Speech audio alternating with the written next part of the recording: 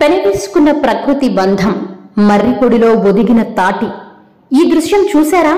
మర్రి చెట్టు తాటి చెట్టు అనుకుంటే ఖచ్చితంగా మీరు పొరపాటు పడినట్లే.